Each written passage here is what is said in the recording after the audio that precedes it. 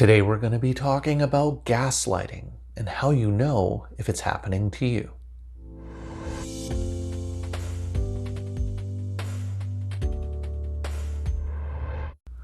Hi everyone. In today's video we're going to be talking about the concept of gaslighting, which is a form of manipulation that often takes place in abusive relationships. The idea behind gaslighting is that the abuser misleads a person, getting them to question their own judgment and reality. And over time, the person may begin to question their sanity and be unsure about their perceptions of the world. It can be extremely manipulative, destructive, and harmful, and so it's important to understand some of the signs of gaslighting. But before I get into that, just a couple of disclaimers to go over. I'm a registered psychologist in the province of British Columbia, Canada, and this video is for informational purposes only. It is not intended as a substitute or replacement for advice from your doctor or mental health professional. Now, with those things out of the way, let's start talking about some of the signs of gaslighting. Now, the term gaslighting comes primarily from a 1944 film titled Gaslight. And in this movie, there's this husband that manipulates his wife to get her to believe that she's losing her sense of reality. And he does this by changing things in her environment and slowly dimming the flame on a gas lamp that she has. And he's doing this to get her to believe that she's going crazy, and so that he can commit her to a mental institution and steal her inheritance. Now, typically, gaslighting isn't quite as dramatic as that movie, but it can be a subtle and covert way in which one person abuses another. It's often seen in romantic relationships, but it can also be seen amongst friendships, between family members, or even co-workers. And at the core of it, gaslighting aims at undermining your perception of reality. When someone is gaslighting you, you might start to second guess yourself, question your memory, and doubt recent events that you're almost certain happened, or questioning your perceptions of what really happened. Interactions and conversations with the person who's gaslighting you may leave you feeling confused, dazed, wondering what the heck is going on, and if there's something wrong with you. It can lead to questioning your judgment, your memory, your self-worth, and sanity, and attempts that you make to try and clarify what's going on might be met with critiques such as, you're the one who's responsible for the problem, or that you're just being too sensitive. So this might seem confusing or disorienting because gaslighting can be subtle and sneaky to the extent that it works because you're not sure if it's actually happening. So it's important to recognize signs of gaslighting to get a better sense of what are some of the techniques behind gaslighting and what are some of the ways in which you might be able to identify when someone is trying to gaslight you. So one sign that someone is gaslighting you is that they lie to you about something or deny something even when you show them proof. And even when you show them proof, they refuse to admit that they're actually lying. Now, usually, when we get caught in a lie, we either admit that we were lying, or we try and explain why we were lying. But in gaslighting, the person is extremely brazen about denying they're lying. You can show them proof and evidence that you know they're lying, but they'll tell you that you're wrong and that they're not lying. And this goes so counter to how we usually interact with people that the boldness and brazen denial of lying makes us question that maybe they aren't lying and that there might be something wrong with our evidence. Another example is that the person insists that an event that occurred or a behavior of theirs that you witnessed never actually happened, or that you're remembering it wrong. So for example, suppose you had an intense argument with your partner and they pushed you against a wall. When you talk about what happened with them a day or two later, what they might do is say that they didn't actually shove you, but rather you lost control in your anger, you stumbled, and they were trying to steady you, which caused you to fall into the wall. They were actually trying to help you, and they never pushed you. Because of how adamantly they deny that the incident took place, you begin to question whether or not they actually didn't push you, or you may start to think that maybe you misinterpreted what happened. Even though you're almost certain that they pushed you, you start to question if they actually did push you. Now, notice in gaslighting, one of the keys is to try and create uncertainty and doubt in situations where you know what happened and you're certain of what's going on until you talk to them, and then you begin to question your certainty. Another example of gaslighting is the person spreading rumors or gossip about you to other people. Imagine a scenario in which you got into a big fight with your partner because they were rude and disrespectful to you when you asked them to do the dishes because you're the one who cooked dinner. In this form of gaslighting, your partner may go around telling friends or family members that you're emotionally unhinged because you screamed at them after dinner for no reason.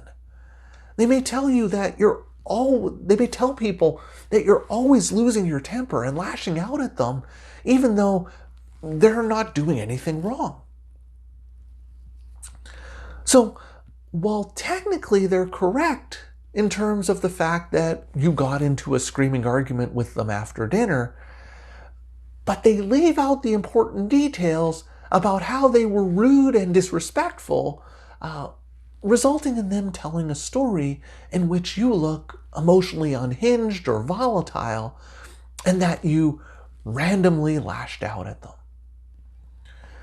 Now, an associated tactic with this is that someone who's gaslighting you might tell you that other people have said negative things about you, and these other people may have never said anything bad about you, but the person who's gaslighting you tries to get you to believe that they're spreading rumors about you and they've said these bad things about you. An extremely frustrating example of gaslighting is when the individual tells you that you're overreacting when you call them out on their behavior. You challenge their manipulation. You point out things that they've lied about. You emphasize how challenging their behavior is. And they dismiss it by telling you that you're being overly sensitive. It's not that big of a deal. For example, imagine you had a coworker who stole your ideas and then told your boss that they came up with the ideas themselves, thereby receiving the kudos and acknowledgement from your boss. You challenge them about having done this, and they brush it aside, saying, look, it's not that big of a deal. We're all working on the same team, and that individual success is team success. Now notice, this implies that you're not really being a team player. And it also suggests that you're overreacting and making it a much bigger deal than it actually is. A further example of gaslighting is when the person changes the subject or refuses to listen to you when you challenge them about a particular lie that you've caught them in, or when you challenge them about their gaslighting behavior itself. Now, this is a little bit different than the example I talked about earlier, in which the person denies that they're lying or refuses to admit that they're lying when you show them proof. Rather, in this example, they attempt to change the subject to something else. Typically, a complaint they have about something that you've done or a problem that they have with you. So, as a result, the conversation devolves away from the behavior that you're challenging them about and into an argument of how you're treating the other person badly and how unfair you've been to them. They twist it so that you're the one who's done wrong and it's your behavior that needs to be addressed. Another example of gaslighting occurs when people tend to shift blame in relationships. You call out your partner on their overly harsh and critical responses towards you. You tell them that you don't appreciate their name calling or all of the ways they put you down. You express to them that it bothers you a lot you express to them that it bothers you a lot when they talk about how much more attractive someone else is than you are. You're attempting to highlight and explain all of the harmful and destructive behavior from your partner, and they twist it and turn it back on you. They tell you that if you just acted differently, they wouldn't treat you like this. If you didn't mess up so much, they wouldn't have to be so critical of you. If you weren't so messy, they wouldn't have to call you a slob. If you took better care of yourself, then maybe they wouldn't find people more attractive than you. Maybe they would find you just as attractive as they find other people. Essentially, what they're doing is that they're turning around your concerns about their behavior and saying that their behavior is merely a response to you and how you are. Therefore, if you have a problem with how they're treating you, it's your fault. It's your responsibility. So this is a sneaky way of shifting the blame away from their inappropriate, rude, and abusive behavior and making it seem like the problem is all about you. Another sneaky form that gaslighting can take is through a disconnection between what a person is saying and how they actually treat you. So for example, suppose you buy a friend a present for their birthday and they respond in a harsh, critical, unappreciative way. They tell you that they must not mean very much to you because you gave them such a lousy, uninspired present. Is that all you think of me? I thought we were better friends than this. But when they notice that you're getting upset or that you're bothered by their criticism, then they turn it and they tell you how much they appreciate you and what a close friend you are to them and how much they love you. They say things like, you know how much I love you. I would never hurt you on purpose.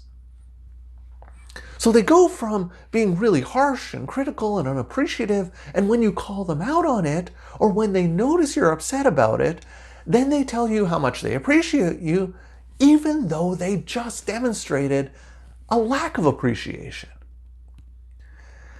These are the words that you might want to hear, but the problem is that the words are inauthentic, especially when the same abusive behavior is repeated over and over and over again.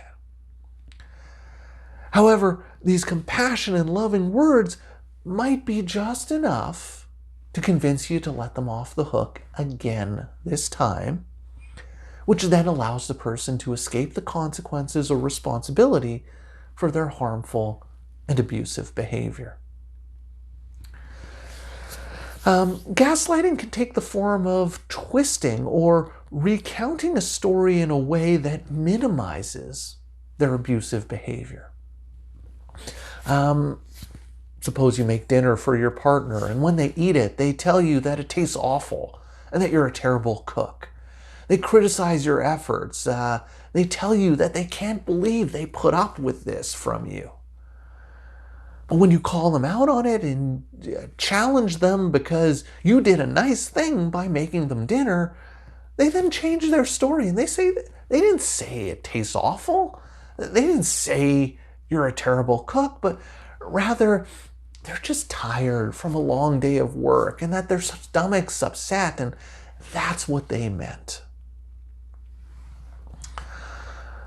Another form of gaslighting, another form that gaslighting can take is when the person minimizes their hurtful behaviors or their abusive words by dismissing it as a joke or claiming that you're just being too sensitive. For example, a husband tells his wife that she looks like a fat pig wearing that dress.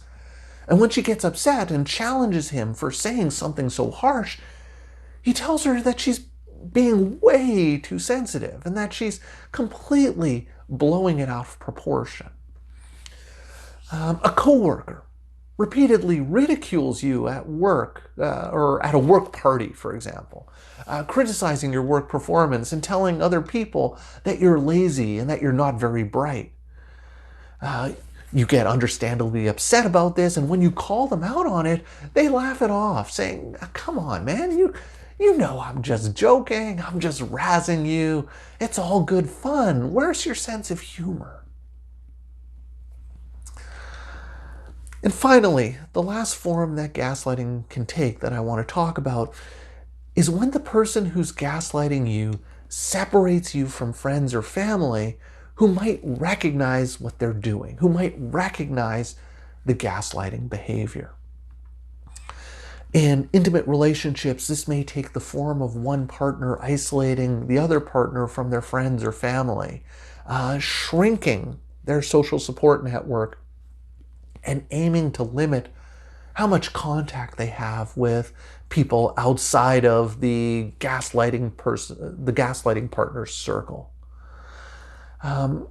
So the person who's being gaslit has fewer close people that they can talk to about what's happening to help get some clarity or a more realistic perspective, and they end up alone trying to figure out what exactly is going on. This effort serves to isolate you from people who can give you a different, more reasoned perspective, and you're left on your own to try and figure out what's going on as you feel completely confused and lost.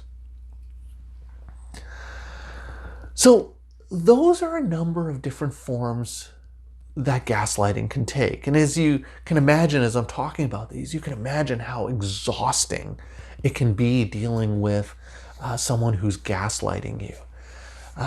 It can also be very shifty and hard to pin down these gaslighting behaviors. So I hope this gives you a sense of some of the scope of gaslighting behaviors to help you better identify if you're being gaslit by anyone in your life.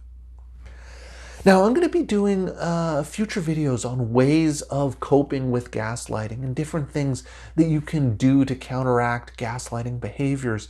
So I hope you'll keep an eye out for those videos when they come out. That's all for today's video. I'd love to hear any comments or questions that you have about this or gaslighting. So please leave me some comments in the comment section down below. If you've been enjoying my videos and would like to see more, please hit that subscribe button and notification bell, and you'll be alerted every week when I post a new video. So that's all for today's video. As always, thank you for making it all the way to the end of this video, and I will see you in the next one.